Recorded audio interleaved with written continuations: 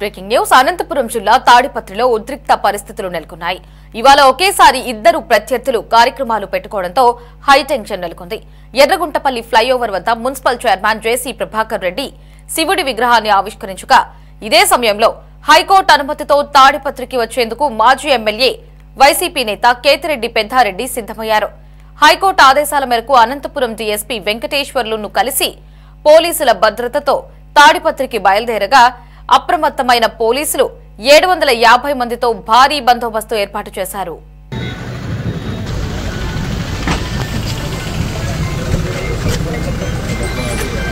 జేసీ ప్రభాకర్ రెడ్డి, కేతిరెడ్డి పెద్దారెడ్డి పర్యటనల నేపథ్యంలో తాడిపత్రిలో ఉద్రిక్త పరిస్థితులు నెలకొన్నాయి.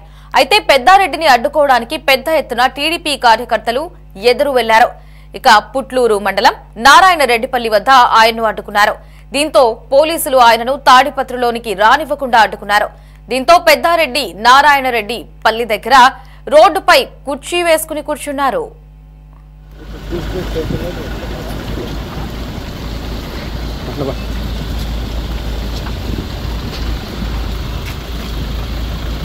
అయితే అనంతపురం జిల్లా పోలీసులు జేసీ ప్రభాకర్ రెడ్డి చెప్పిందే చట్టం, శాసనంగా భావిస్తున్నారని ఆగ్రహం వ్యక్తం చేశారు.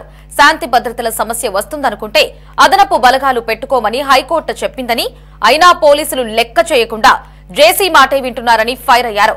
గతంలో తాను కూడా ఇలాగే వ్యవహరించి ఉంటే జేసీ ప్రభాకర్ రెడ్డి ఇలా ఉండేవాడు కాదని పెద్దారెడ్డి వ్యాఖ్యానించారు.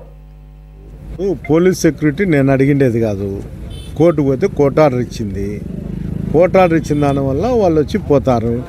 నేను గత 14 నెలల నుండి 2-3 సార్లు పోతే అదే పోలీసులను పావుగా వాడుకొని జేసీ ప్రభాకర్ నన్ను ఇంటి నుండి బయటకు పంపిస్తా వచ్చినాడు.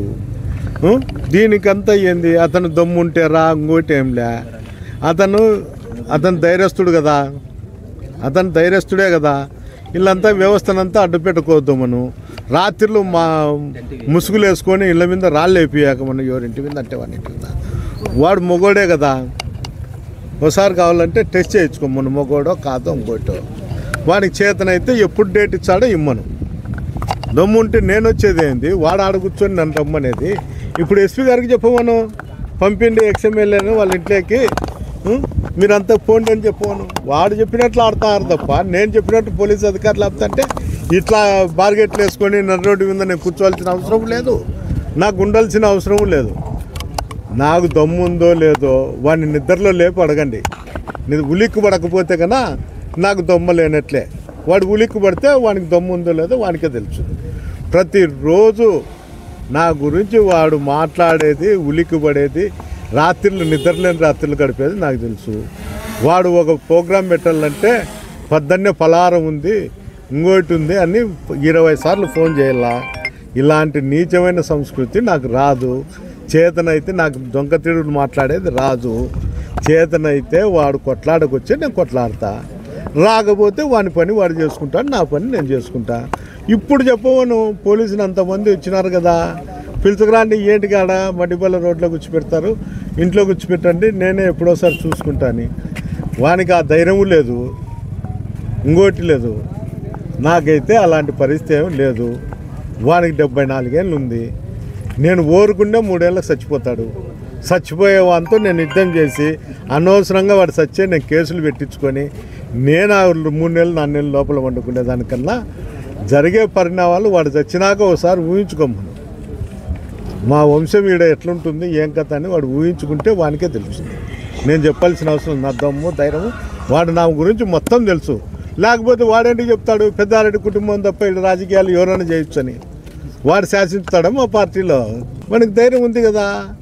ఇప్పుడు చెప్పవను, బార్గెట్లు ఎత్తేసి పిలుచుకురండి, మీరు సెక్యూరిటీ అయిపోయినాక మేమే చూసుకుంటామని చెప్పవను. ఎస్పీకి ఫోన్ చేసి చెప్పవను. ఎస్పీజీకి అతను చెప్పేదేమి రాని వద్దండి అని చెప్తాడు. ఇంత ఈ బార్గెట్లు పెట్టారు. ఆఫ్ రికార్డు మీకు ఎవరన్నా ముఖ్యమైన వాళ్ళు ఉంటారు, మీడియా వాళ్ళకి ఎవరన్నా ఆ సిఐల్ని ఎస్ఐల్ని అడగండి, ఏమయ్యా మీ పరిస్థితి ఏమి, 14 లేచి అడ్డ పెడతారని. ప్రభాకర్ రెడ్డి చెప్పినాడంటారా, ఎస్పీ చెప్పినాడంటారా, వాళ్ళని అడగండి. నాకు దమ్ము ధైర్యం ఉండేది వానికి తెలుసు, వాళ్ళ అన్నకి తెలుసు, వాడి కొడుకు తెలుసు, అందరికీ తెలుసు. వాడి జీవిత కాలము మాతో వాడు ఫైట్ చేస్తానే ఉన్నాడు.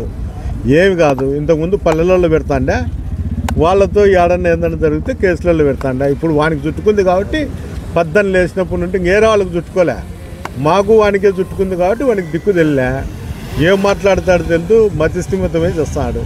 74 ఏళ్ళు నేను కొట్టడంలో వాడు సచ్చే, ఆ కర్మ అంతా నాకేంటికి, ఎట్లా సచ్చాడు ఇంకా 4 ఏళ్లకు. ఇంకా సచ్చేవాడిని పట్టుకొని నేను వానితో రాజకీయం ఆడి వాని గురించి మాట్లాడుతుండేదే తప్పు.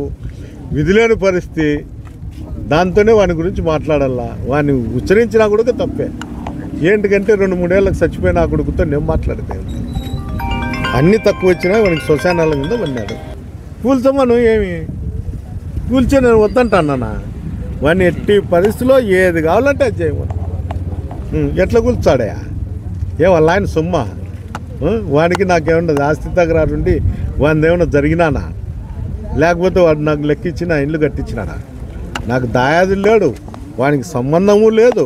వాడు నా ఇల్లు కూల్చాలంటే వానికి ఏం జరుగుతుందో వానికి బాగా తెలుసు. నా ఇల్లు అంత అంచు కూడా తగలేడు వాడు.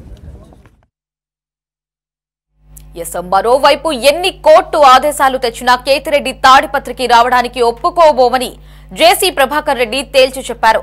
పెద్దారెడ్డి తాడిపత్రిలోకి రావడం కాదు, ముందు అక్రమంగా నిర్మించిన ఇంటి సంగతి చూసుకోవాలని సూచించారు జేసీ ప్రభాకర్. అయితే పోలీసులపై అనవసర ఆరోపణలు చేయొద్దని హెచ్చరించారు. పెద్దారెడ్డికి ధైర్యం ఉంటే పోలీసు రక్షణ లేకుండా తాడిపత్రికి రావాలని జేసీ ప్రభాకర్ రెడ్డి సవాల్ విసిరారు.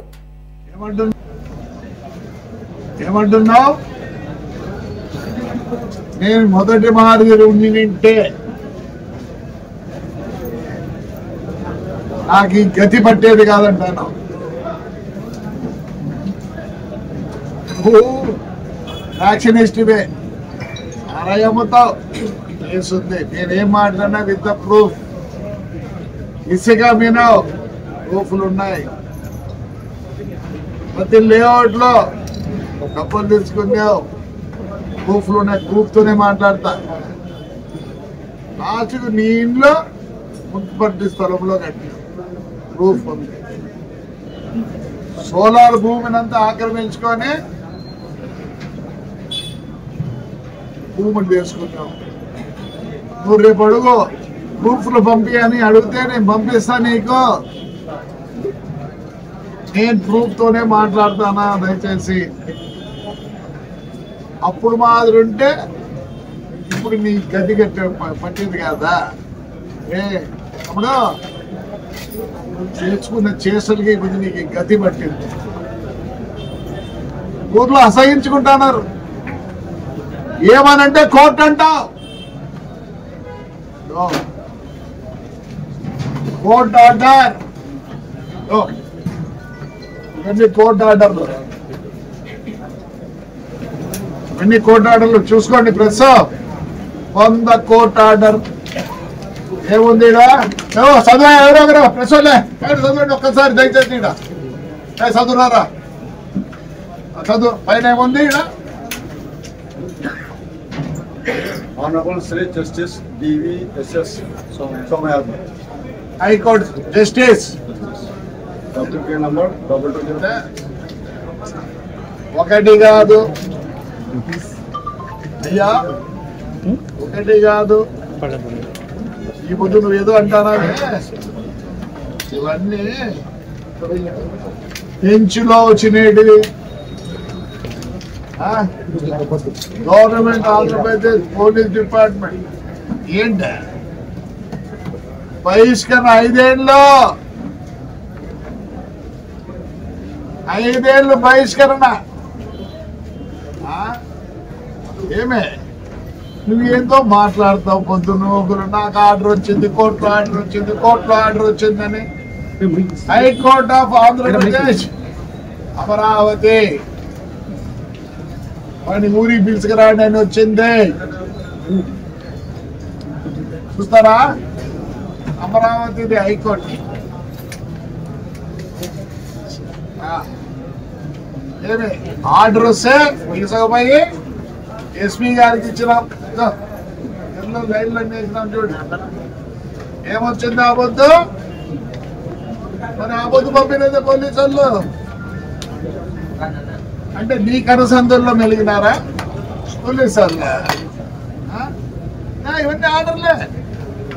లాస్ట్కి ఆడికి పోయినాము, ప్రెసిడెంట్ ఆఫ్ ఇండియా కూడా పోయినాం, సుప్రీంకోర్టుకి పోతే ఏమనింది, go back to high court, go back to high court, ఆడ మళ్ళీ పర్మిషన్ తీసుకోండి అన్నారు.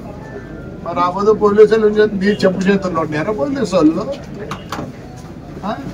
ఏమే ఎక్కడికి పోయినాం, ప్రెసిడెంట్ ఆఫ్ ఇండియాకి పోతే ఆయమ్మ ఎస్పీకి రాస్తుంది, ఆయన ఇదేదో చూసి సెటిల్ చేసి ఆ అబ్బాయిని ఇంటికి పంపేయండి అని. ఇప్పుడు ఎన్నిసార్లు పోయినా కోర్టుకి? కోర్టు మాకు రిలీఫ్ ఇచ్చింది,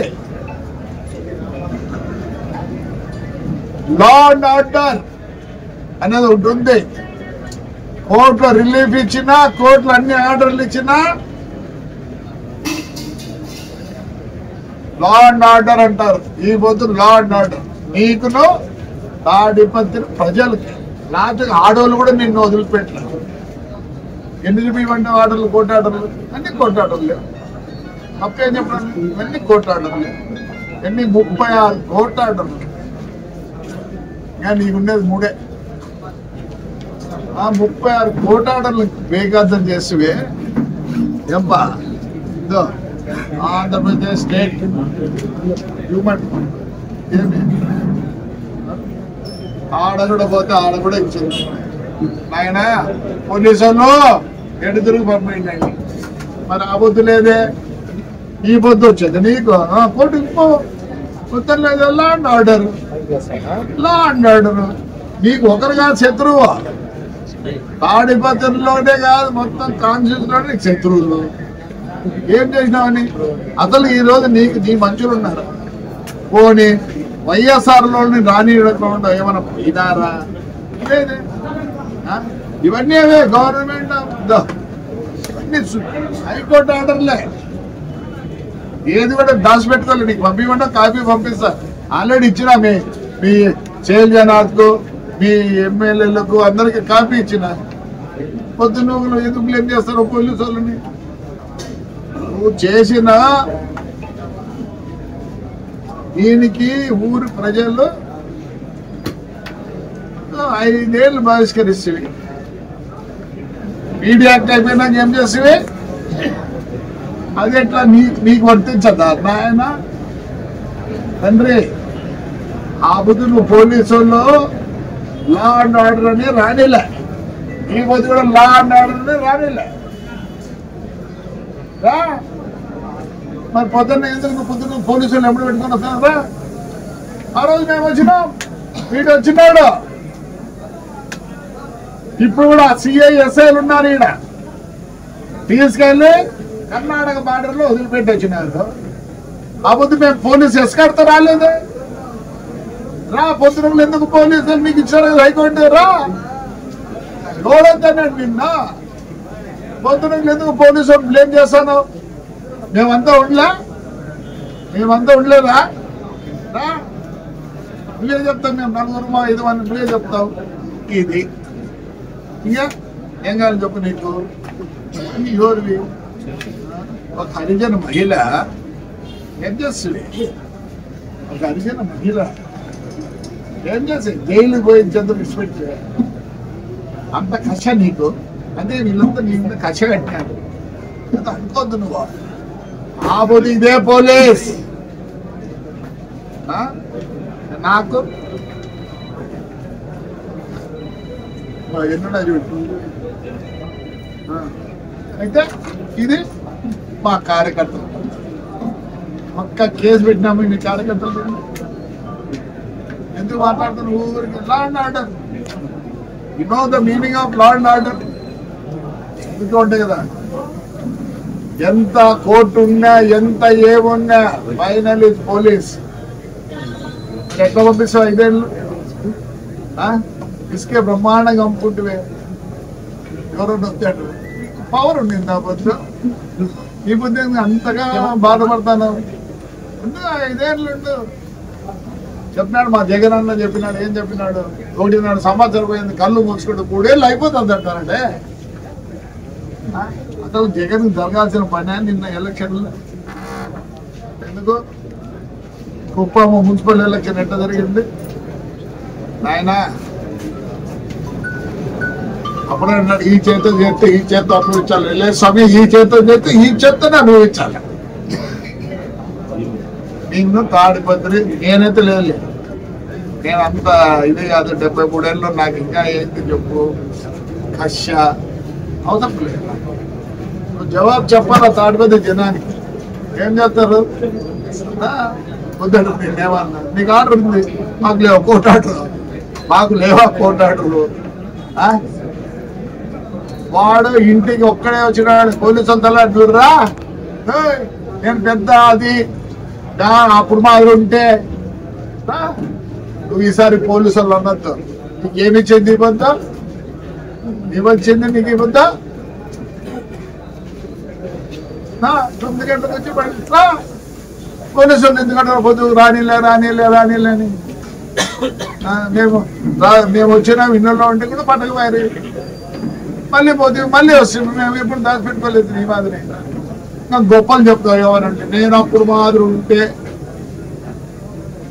అప్పుడు సారాయి తీసుకెమ్ముకుంటాండి రా ఇది వచ్చింది. నీకు ఉంది పిజోరో జీపు, ఇప్పుడు మర్సిడీస్ ఉంది, ఆడి ఉంది, BMW ఉంది. నేను కూర్చునేది కూడా రాదులే, మొదటే ఉండాల. ఊరు పోలీసుల మీద ఏమి అవును గుంపు చేస్తారు. కష్టపడిన వాళ్ళు, బాధపడిన వాళ్ళు, నష్టపోయిన వాళ్ళు ఉంటారు. కోర్టు ఏం చేస్తుంది మరి? కోర్టు ఏం చేసింది చెప్పు? ఈ పొద్దు ఎవరి మీద రాస్తావు? ధిక్కరించినారని పోలీసుల మీద పెట్టు, మన పోతీవి కదా. ఇన్నుదంటారు నన్నుదంటారు, ఎట్లా ఊరుకున్నారు తాడుకుంది జనము. నాకంటే ఆ సత్వ కూడా లేదు, చేసే సత్వ. అంత పిల్లలు బాగున్నారు, పెట్టరు. ఇప్పుడు నీ ఇల్లు కథ చూసుకో, మున్సిపాలిటీలో కట్టినా ఊరికే. నేను అప్పుడు ఉన్నట్లుంటే అప్పుడు ఏమంటాను, ఇప్పుడు డ్రాయర్ వేసుకుంటాను, అప్పుడు డ్రాయర్ వేసుకోవాలి అంతే. నేను అప్పుడు ఉన్నట్లుంటే ఇంకోరప్ప అప్పుడు ఫ్రాక్షన్ అందరు చేసినారు. కొందరు వసలుగా 40,000-50,000 గుర్తుకునే రోజులు ఉన్నాయి. ఇప్పుడు ఒప్పుకోరినైనా మాకు హాయిగా ఉండు, ఉండు. నేను బహిష్కరించలే, అది కూడా ఏదో మా వాళ్ళు ట్రై చేస్తానట్లుంది. పోయి కోర్టుకు పోయి బహిష్కరించాలని నిన్న. నీ కొడుకు అయితే ఆడపిల్లలు ఎస్టీపీ వాళ్ళు పొడతాడా? నమస్కారమే. ఒప్పుకోరు నాన్న, ఎన్ని కోర్టు ఆర్డర్లు ఇచ్చినా ఒప్పుకోరు. ఉద్యోగుడు ఇదే పెడతారు రేపు, ముందుకు ఇవే పెడతారు రేపు. సుప్రీంకోర్టు కూడా పోయి వచ్చినారు, ప్రెసిడెంట్ ఆఫ్ ఇండియాకి పోయి వచ్చినారు, హ్యూమన్ రైట్స్కి పోయి వచ్చినారు, బెంచ్కి పోయి వచ్చినారు. నువ్వు పోతా ఉండవు అంతే. పొద్దున హాయిగా ఉండు, ఇంట్లో హాయిగా ఉండు. ఆ కోముకుంటూ చూసుకో, అది కూడా ఎప్పుడో పీక్తారు. మీ ఇల్లు పీక్తారు, కోముకుంటుంటారు, భూమి పీక్తారు. పోలీసుల మీద ఏడ్చద్దు. పొద్దున్నే ఎక్కి వచ్చేట్టు సరిపోయింది. వాళ్ళైతే మళ్ళీ నీకు ఎస్కాట్ మాకు ఇచ్చినావా? ముందు ఎస్కాటా? ఆ రోజు లేరు గవర్నమెంట్, ఈ రోజు లేరు గవర్నమెంట్. మళ్ళీ 1847లో. అయితే తాడిపత్రిలో జేసీ ప్రభాకర్ రెడ్డి కార్యక్రమం ఉన్న కారణంగానే నారాయణరెడ్డిపల్లి వద్ద కేతిరెడ్డి పెద్దారెడ్డిని అడ్డుకున్నామని డీఎస్పీ వెంకటేశ్వర్లు చెప్పారు. పెద్దారెడ్డి తాడిపత్రిలోకి వెళ్తే శాంతి భద్రతల సమస్య వస్తుందని, అన్ని విషయాలు హైకోర్టుకు విన్నవిస్తామని డీఎస్పీ వెంకటేశ్వర్లు వివరించారు. కాబట్టి శాంతి భద్రత ఏమైనా తలెత్తడానికి అవకాశం ఉన్న ఉద్దేశంతో ఇక్కడంతా కూడా మేము ఫోర్స్ పెట్టుకుని ఇక్కడ మేము బందోబస్తు చేసుకున్నాం. ఆ తాడిపత్రిలో కూడా తాడిపత్రి ఏఎస్పీ ఆధ్వర్యంలో సబ్ డివిజన్ ఫోర్స్ అంతా, జిల్లా ఫోర్స్ అంతా అక్కడ ఉంది. సో ముఖ్యంగా ఏంటంటే మనకు ఎక్కడ కూడా ఈ యొక్క రెండు ఎదురువర్గాల మధ్య శాంతి భద్రత విషయం తలెత్తకుండా మేమంతా కూడా దీన్ని దృష్టి పెట్టుకొని మేము ఇక్కడ స్టాప్ చేయడం జరిగింది. సార్, ఎవరైనా అడ్డుకుంటే పోలీసు బలగాలతో అడ్డుకోవాలి, హైకోర్టు ఆర్డర్ ఇవ్వడం, కానీ ఇక్కడ పోలీసులు అడ్డుకుంటారు. అదే విషయాన్ని కూడా హైకోర్టు వారికి తెలియజేస్తాం మేము. ఎందుకంటే మనము హైకోర్టు అడుగు ధిక్కరించిన ఉద్దేశం మాకు లేదు, బట్ శాంతి భద్రత అనేది చాలా ఇంపార్టెంట్. సో అక్కడ వెళ్తే మాత్రం అక్కడ కూడా చాలా మంది గ్యాదర్ అయినారు కాబట్టి ఇప్పటి నుంచి వెళ్తే గొడవలు జరిగే అవకాశం ఉంటుందని ఉద్దేశంతో ఇక్కడ ఆల్రెడీ ప్రోగ్రామ్ కూడా అయిపోయింది. ఇంకా వెరిఫై చేస్తాం. ఇక్కడ ప్రజెంట్ అయితే ఇప్పుడే అక్కడ ఉన్నారని చెప్పి తెలిసింది మాకు, వెరిఫై చేస్తాం. పెద్దారెడ్డి రోజు తీసుకెళ్ళరా తాడిపత్రి? అది ఇంకా పైనుంచి అధికారులతో మాట్లాడి చేస్తాం.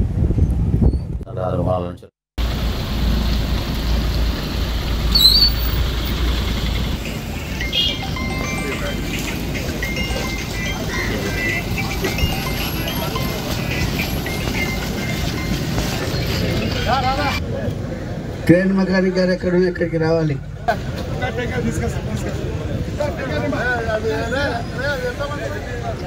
ప్రతి ఒక్కరు రోడ్లో నిలబడద్దండి దయచేసి. అందరు అక్కడ ట్రాఫిక్ ఆటంకం అవుతుంది కాబట్టి